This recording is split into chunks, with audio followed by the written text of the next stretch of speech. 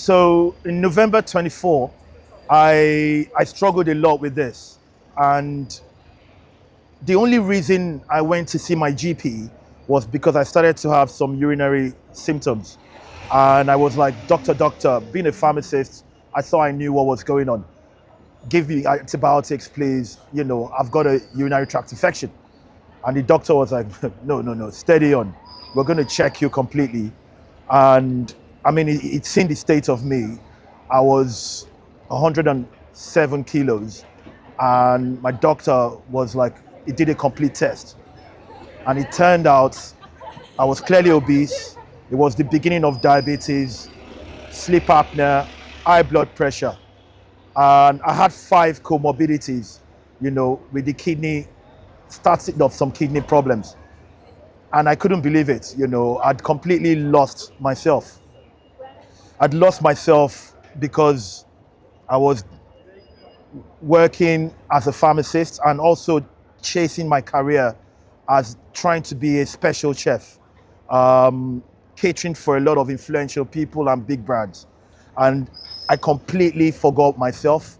I was drinking alcohol to try and sleep at night, thinking, it was normal, and I didn't reach out to anyone because I was focused on the next gig. This was a point when I was dealing with it. My doctor said to me, it's now or never, and that when someone says it's now or never, change your lifestyle. I thought, how do I do that?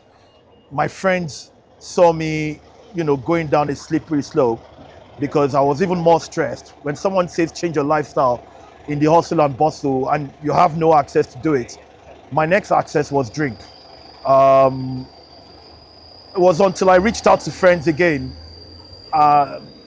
They said to me, dude, you're going to die. Actually, you're going to die. You're a pharmacist. You know what 5 comorbidities mean. It's going to, be the end.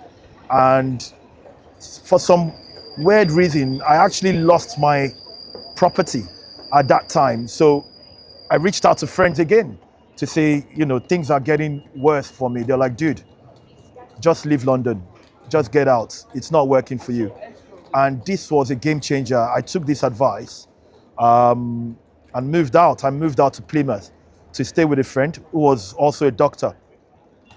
This was another game changer for me because I shared my story with him and it was like, just walk to work. I was a locum pharmacist, so I was able to walk anywhere and walk to work. It's only going to be half an hour. I kept doing that for about 7 to 10 days and my blood pressure dropped, from the fresh air, the water, and walking, because I'd never made any effort to change my life. I was living on fast food and cooking fine foods for people, and for the first time, looking after myself by just walking dropped my blood pressure to 10 points down. And I could begin to see light at the end of the tunnel. And then, I saved enough there to travel to Brazil to play capoeira.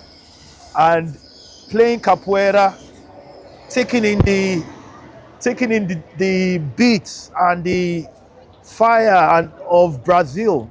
I was in Bahia, so they were very, they were very vocal. They like to move and they play. They have an attitude to play. And I brought back that, vibe, back to Cornwall and the music. And I listened to Brazilian beats and capoeira and played capoeira every day, walking for about 4 hours a day. I checked my my blood test again, around December 25, and all those things had reversed. Wow. And I'd lost 30 kilos. And yeah. So you don't feel any of the effects of that period of your life now, like everything's just gone? Everything's gone. The urinary symptoms are gone. I used to snore a lot, and I only noticed. I thought I was just a snorer because my dad was snoring. But that was the sleep apnea.